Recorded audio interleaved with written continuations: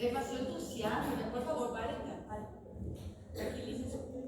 Demasiado felices ya están. Ok. Paludismo. Bueno, el paludismo, chicos, también es una enfermedad que se transmite a través de un vector. ¿A través de qué vector? ¿Recuerdan? Mosquito, mosca, ¿qué? Mosquito. ¿Qué mosquito? Aedes. ¿Qué mosquito?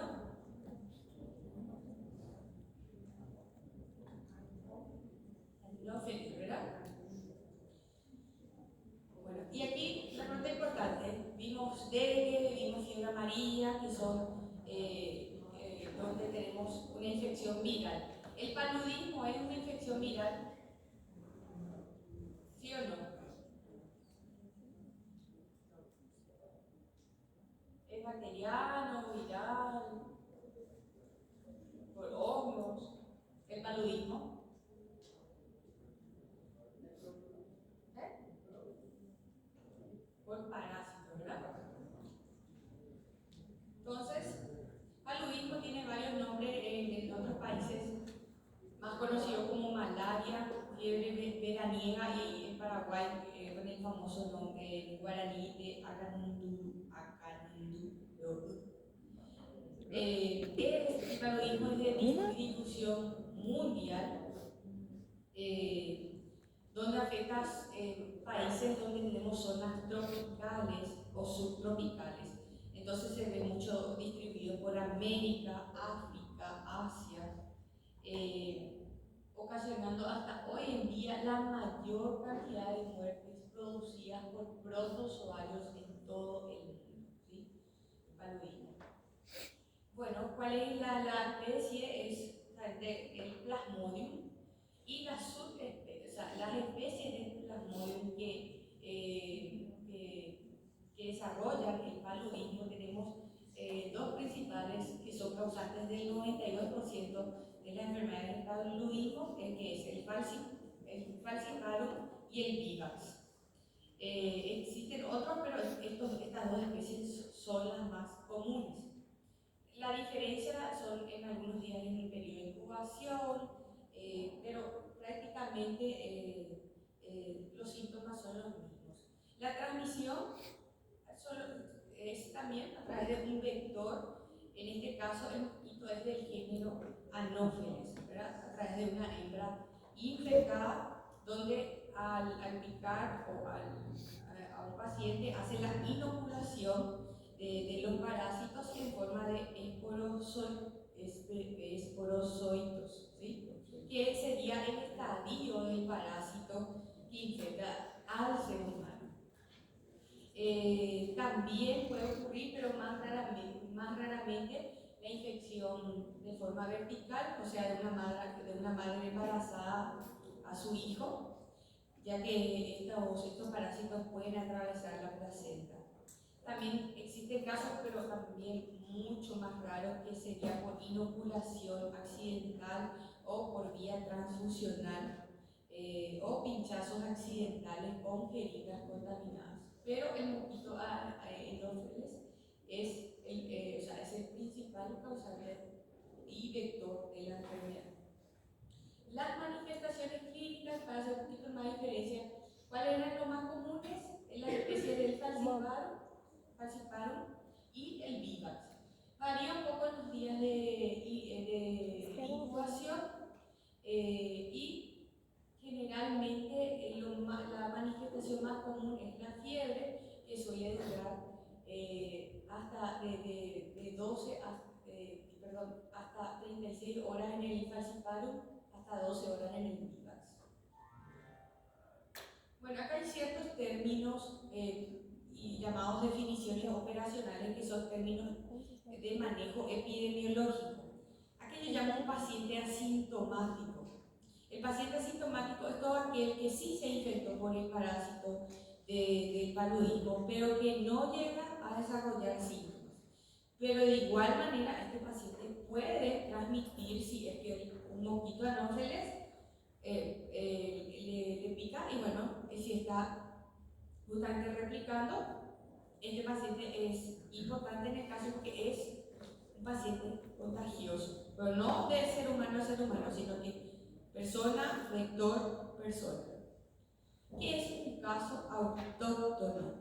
Sería un caso confirmado de paludismo que haya sido transmitido en su lugar, vamos a decir, en su local. No viajó a otro lugar, sino que en su vivienda, en su población. Eso sería un caso autóctono. Un caso importado, como su nombre lo dice, importa, ¿verdad? Viene de otro país, o sea, el paciente, digamos, viajó a otro país donde hay brotes, donde es una zona endémica de la fiebre amarilla y empezó a tener los síntomas ahí y ahí vino, y volvió a su país. Eso sería no un caso autóctono, sino un caso importado. Entonces, sería un caso confirmado de paludismo malaria cuya transmisión fue fuera del país en el que se hace el diagnóstico, ¿sí? El caso inducido sería un caso confirmado de paludismo, pero que la transmisión fue a través de, por ejemplo, una inoculación directa, transfusiones durante el parto, o sea, una infección vertical o con agujas contaminadas. Esta es la forma menos común. Y un caso introducido sería un caso confirmado de malaria, pero es secundario a la persona que trajo un caso importado. Bastante argel los términos, pero son conceptos epidemiológicos. ¿Entendieron los conceptos? Sintomático, autóctono, importado, inducido, introducido, ¿sí? El diagnóstico lo hacemos obviamente por la clínica, siempre sospechando que el paciente esté o en zonas con brotes o haya ido o viajado a países donde el paludismo, o sea, hay tasas elevadas de paludismo, ¿verdad? Porque en sí las manifestaciones van a ser también muy inespecíficas, principalmente la fiebre, el malestar, ¿verdad? Es muy inespecífica. Pero lo que más, o sea, el síntoma más común es la fiebre. Como vuelvo a, como ya dije, en nuestro país al menos la incidencia de casos de malaria es muy baja. La última vez que se identificó fue hace 12 años, ¿verdad? Y en todo caso, sí, el que se encuentran son casos importados. O sea, ¿qué significa? Que vinieron de otros países. Por eso es que es súper importante saber si viajó, tuvo contacto con personas que habían viajado hacia zonas endémicas. El diagnóstico, yo sospecho que hago un diagnóstico, confirmo mi diagnóstico con laboratorio. Entre estos test, acá no sé por qué este se encima, pero acá arriba dice gota gruesa y frotis de sangre. Tenemos por PCR, tenemos técnicas inmunológicas y biología molecular. ¿Cuál es el test más rápido, fácil y barato? O sea, no sé, no sé si dice gota gruesa. ¿Tienen los slides ustedes? Sí. Bueno, ¿en qué consiste, como su nombre le dice, el test de la gota gruesa? ¿O alguna vez ya vieron hacerse eso?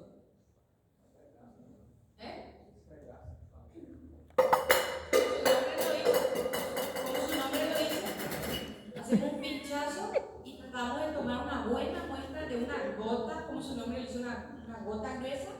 Ponemos sobre una lámina un frotis y vemos directamente los parásitos, o sea, los plasmodios. Es el método más fácil, rápido y directo que confirma el diagnóstico de malaria. Aquí en Alto Paraná, estos test se hacen gratuitamente en la 10ª región, que es al lado del Hospital Regional de Ciudad Eléctrica. Entonces, directamente detectan los plasmodium en sangre periférica Y este método hasta hoy en día, al menos acá en Paraguay, es el estándar oro para el diagnóstico de la malaria. Puede ser una pregunta hermosa, examen. Entonces, ¿cuál sería entre los métodos de diagnóstico el gold estándar de diagnóstico de malaria? La gota gruesa y frotis. ¿Sí? Fácil, sencillo, accesible a toda la población. Después tenemos, obviamente, otras pruebas más específicas, pero obviamente más caras.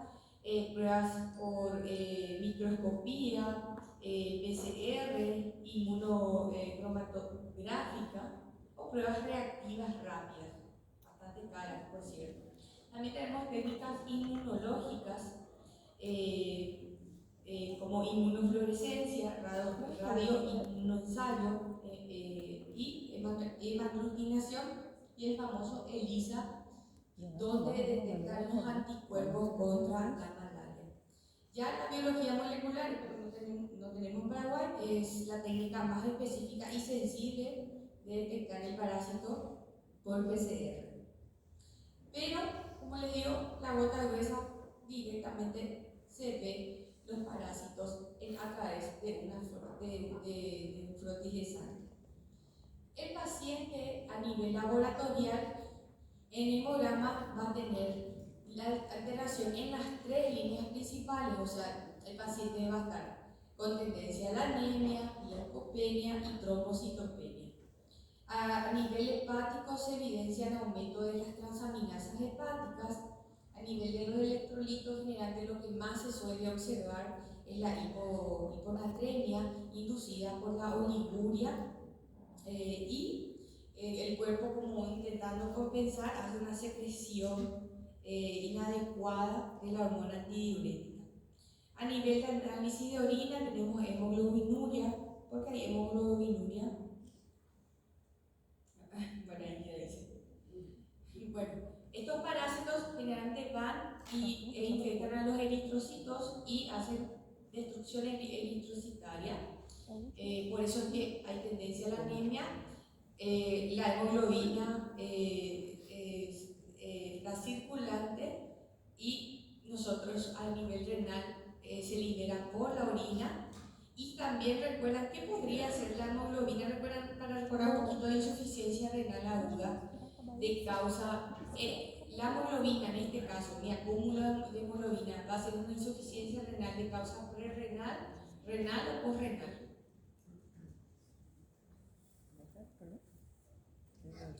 ¿Insuficiencia renal de qué tipo va a ser? Mi aumento de hemoglobina en sangre, o sea, la liberación de la hemoglobina por ruptura de los eritrocitos. ¿Prerrenal, renal o posrenal? Renal. ¿De causa exógena o endógena? Endógena. ¿Recuerdan eso? Ok, entonces puede llevar a una insuficiencia renal aguda de causa renal o intrínseca. Vamos pasando. Ok. A diferencia de las otras enfermedades que nosotros vimos, dengue, fiebre amarilla, aquí nosotros estamos frente a una infección parasitaria, no a una infección viral. Y sí, acá tenemos un tratamiento específico. Y recuerden que tenemos alta mortalidad en estos pacientes si llegan a desarrollar sus formas graves. Entonces, quedamos los antiparasitarios. Hay varias opciones, pero para resumir, aquí la cloroquina es la más utilizada. O sea que aparte de mi tratamiento sintomático, voy a indicar cloroquina a los pacientes diagnosticados con paludismo o malaria. La artemisina está indicada, al menos no sé si en Brasil hay, pero aquí en Paraguay no hay. La quinina, también combinado con clindamicina, puede ser una opción en la embarazada, pero la más utilizada es aquí la cloroquina, ¿está bien? Cubre bastante bien las especies, principalmente el Vivax.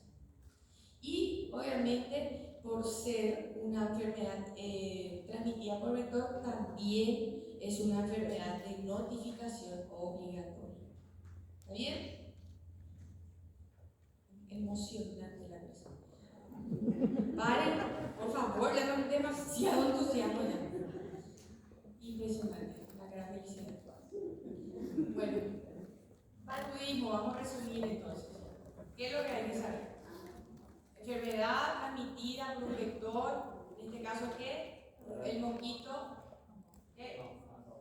Eso, a despiertos. Okay. Es transmitido por un virus, bacteria, parásitos. Parásitos, ¿verdad? ¿Cómo se llama el parásito? Plasmodio, ¿verdad? Las dos especies más comunes, Plasmodium y Vivax, ¿sí? Y recuerden que a nivel mundial es la causa, o sea, es la causa más común de enfermedades producidas por vectores, perdón, por protozoarios, causa la mayor cantidad de muerte a nivel mundial. Es muy común en zonas tropicales, hacia América, África y Asia. Afecta a todas las líneas sanguíneas, o sea, los eritrocitos, plaquetas y glóbulos blancos.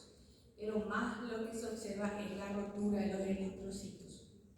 Muy bien, entonces la fiebre y siempre pensar, paciente que viene, viajó o vive en zonas de brotes o es endémico, el paludismo, sospechar, hacer el diagnóstico. ¿Cuál es el método diagnóstico más fácil? La gota gruesa, o sea que sería la frotis de sangre, donde yo observo los plasmodios por microscopio, confirmo el diagnóstico, se hace el tratamiento de forma sintomática y también de forma dirigida con la cloroquina. ¿Está bien? ¿Alguna pregunta? Está la ficha de notificación obligatoria por el Ministerio de Paraguay.